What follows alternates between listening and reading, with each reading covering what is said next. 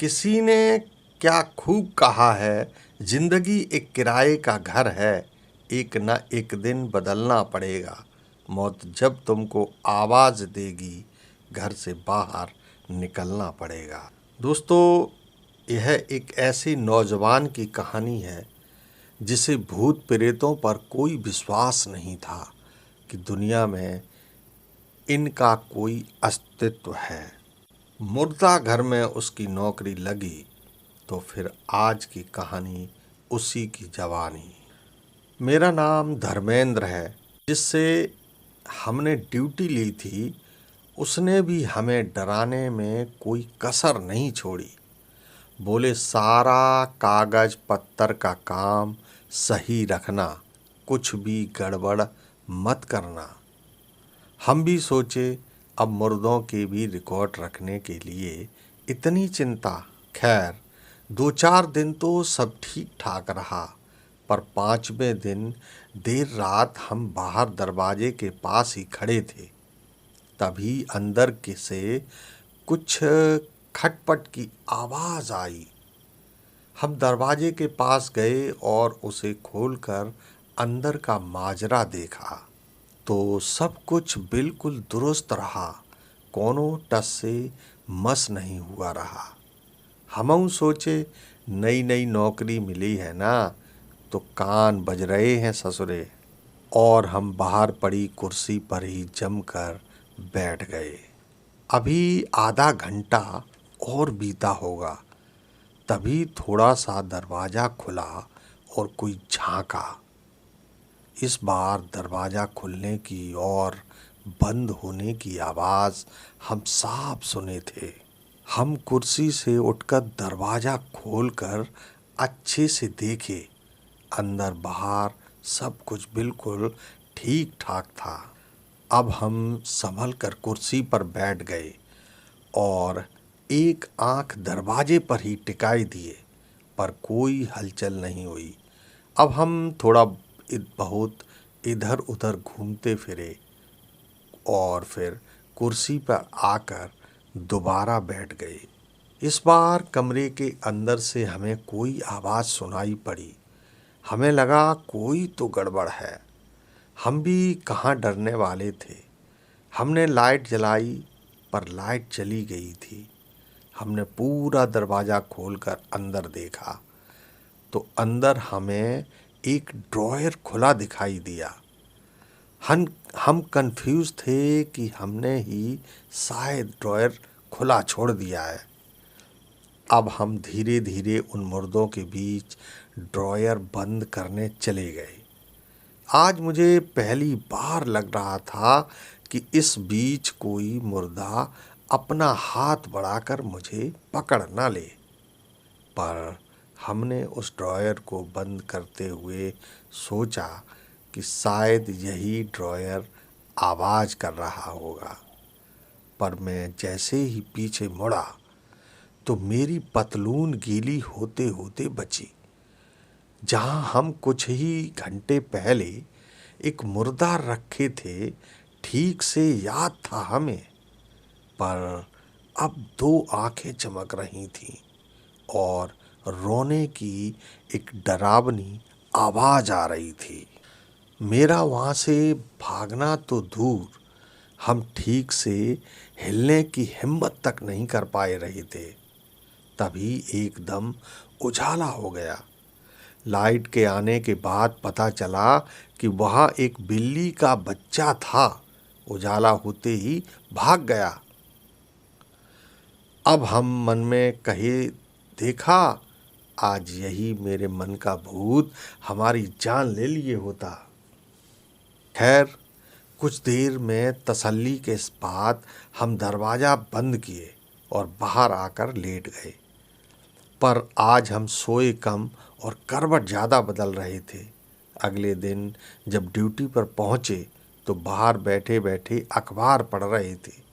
तभी हमें एक घुंघरू बजने की आवाज़ सुनाई पड़ी। हमने कान लगाकर ध्यान से उस ओर आवाज़ को सुना तो पता चला कि वह आवाज़ छत से आ रही है। हमने इधर उधर देखा तो पीछे की तरफ लोहे की गोल गोल सीढ़ियाँ थीं। मैं धीरे धीरे उन सीढ़ियों से चढ़ते हुए छत की तरफ बढ़ गया। जब ऊपर वाली सीढ़ी पर पहुँचे, जहाँ से छत साफ साफ दिख रही थी, पर यह देखकर चौंक गया कि वहाँ कोई दूर कोने में बैठा पत्थर से लंबी लंबी लाइनें खींच रहा था। बताने में मुझे कोनो शर्म नहीं आ रही कि हम उन्हीं पैरों धीरे धीरे नीचे उतरकर अपनी कुर्सी पर आकर बैठ गए। अभी बैठे हुए कुछ मिनट ही हुए थे कि तभी कमरे से फिर से कोई आवाज़ सुनाई पड़ी। मुझे अब उस मुर्दा घर की ड्यूटी के बाद से पता नहीं क्यों डर लगने लगा था। मैं कुर्सी से उठा और हिम्मत करते हुए दरवाज़ा खोला। अंदर झांक के देखा तो 3-4 ड्रॉयर खुले हुए थे। मैं अंदर गया और एक एक करके सभी ड्रॉयर बंद कर दिए। पर इस बार मुझे एक अजीब बात यह लगी कि जो भी ड्रॉयर खुले हुए थे, उन सभी के ऊपर छत पर लाइन बनी हुई थी। पर हमें उन लाइनों से क्या? हम कमरे से बाहर आए और कुर्सी पर बैठे बैठे ही सो गए। पर हमारी किस्मत ऐसी कहाँ थी कि हम सुख से सो सकें। मेरे सुख से तो भगवान को भी परेशानी हो रही थी। अचानक से हमारी नींद उस वक़्त खुल गई जब कमरे के अंदर से खट की आवाज़ आई। हम फिर कमरे में गए और देखा तो सब ठीक था। पर तभी अचानक से उस कमरे में चारों तरफ से आवाज़ें आने लगीं। ऐसा लग रहा था मानो मेरे कान फट ही जाएंगे। अब हमारे सब्र का बांध टूट गया था। फिर हम जोर जोर से रोते हुए चिल्लाए, अरे भैया, कौन हो तुम और हमारी पीछे क्यों पड़े हो?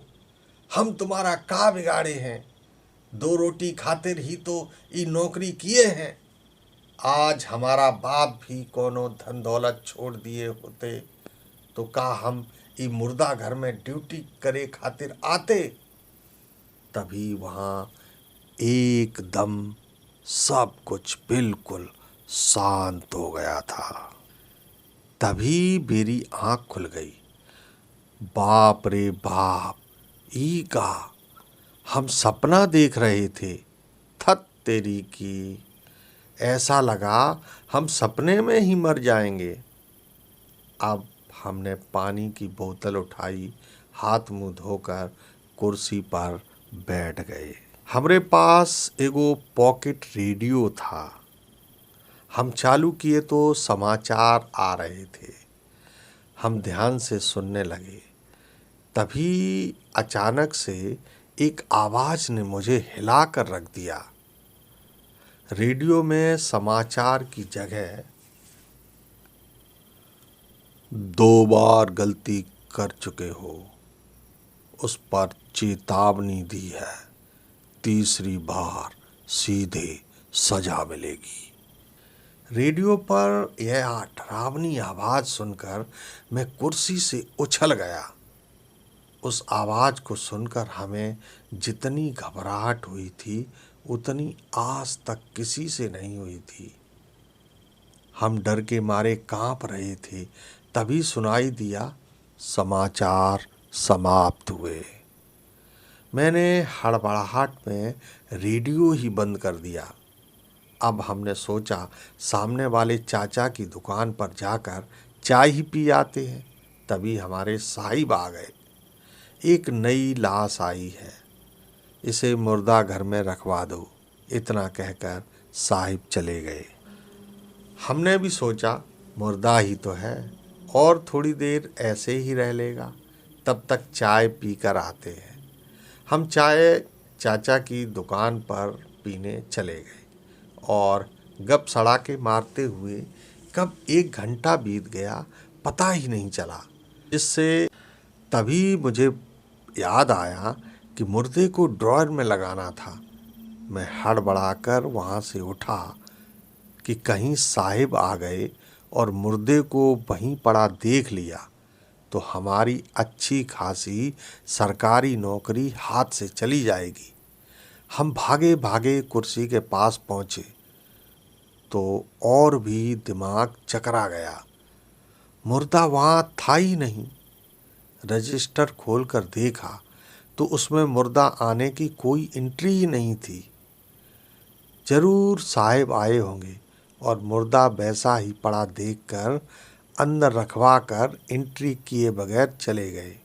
साला एगो चाय का पीने चले गए, हमारी तो नौकरी ही दांव पर लग गई थी।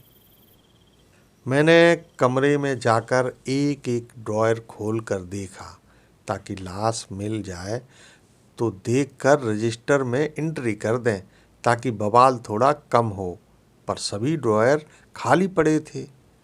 तभी मेरी नज़र साइड में लगे 2 ड्रॉयरों पर पड़ी।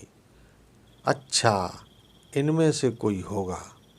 हमने पहला ड्रॉयर खोला तो मैं डर के मारे चीखना तो चाहता था, पर आवाज़ थी जगह केवल हवा ही निकल रही थी। ड्रॉयर में वो ही छत वाला पागल लेटा था। ड्रॉयर खुलते ही उसने मुझे देखा तो गुस्से में था, पर हंसते हुए बोला, हा हा हा, अपना काम ठीक से करो, ये मुर्दे हैं तो क्या हुआ, इनकी भी इज्जत करो। हमारी जगह चाहे जितनी हिम्मत वाला कोई होता वो भी ऐसे ही भागता जैसे हम वहाँ से भागे थे। उस पगले को देखकर, उसे देखकर मेरी तो जान ही निकल जाती। ऐसा लगता था मानो किसी ने मुझे बर्फ के अंदर दबा दिया हो। अब बस कुछ ही देर की और बची थी ड्यूटी। मैं सोच रहा था अब अंदर नहीं जाऊंगा। तभी साहिब आ गए। लगता है कोई नया मुर्दा आया था। मैं इधर उधर घूमकर वक्त काट रहा था, पर साहिब वहीं रुके हुए थे। तो मैंने सोचा कि कब तक टालेंगे, तो फिर अंदर उस मुर्दे को लेकर चला गया। इस बार लाश किसी लंबे इंसान की थी, पर ड्रॉयर थोड़ा छोटा था। मैं उस लंबी लाश को किसी तरह उसी छोटे ड्रॉयर में ठूंसे जा रहा था। तभी मुझे एक आवाज़ सुनाई पड़ी, यह तेरी तीसरी और आखिरी गलती थी, अब तुझे सजा मिलेगी। अंदर हमने रुका नहीं जा रहा था। तो क्या हम एक मुर्दे के लिए नया ड्रॉयर खोजते? जिंदा हम थे तो हम अपने लिए सोचें या किसी मुर्दे के लिए? हम उसे उसी ड्रॉयर में ठूंस कर बाहर निकल आए। कुछ देर चाचा की दुकान पर गए, चाय पी, गप्पे लड़ाईं और फिर कुर्सी पर बैठे बैठे कब नींद आ गई समझ ही नहीं आया हमें। हल्की हल्की सर्दी थी तो नींद खूब आ रही थी। तभी, लो भाई, नई बॉडी आई है। मैं नींद से उठा। गरीब आदमी ड्यूटी पर हमेशा नींद में ही रहता है। हाँ सर, अभी आया सर। इतना बोलकर मैं कुर्सी से उठा तो तभी मेरा सर जोर से किसी चीज़ से टकराया। अब हमारे हाथ पैर सुन्न पड़े थे, मुश्किल से सांस ले पा रहे थे। बड़ी जोर से घुटन हो रही थी।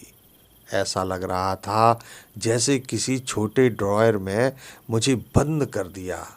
मैं पूरी ताकत से चिल्लाने लगा, बचाओ, कोई है, मुझे यहाँ बचाओ, मुझे यहाँ से बाहर निकालो। तभी मेरा ड्रॉयर खुला तो मेरे सामने वो ही पागल हंसता हुआ खड़ा था। आज मुर्दा घर में नए गार्ड की ड्यूटी का पहला दिन था। मैं चाह कर भी बता नहीं पा रहा था कि आने वाली हर बॉडी को पूरी इज्जत से संभाले, क्योंकि सबसे पहली बॉडी तो उसे धर्मेंद्र यानी मेरी ही मिली थी ना। तो दोस्तों, आज की कहानी में बस इतना ही। कल फिर मिलेंगे एक नई सत्य घटना पर आधारित कहानी लेकर। तब तक प्रमोद झा को नमस्कार।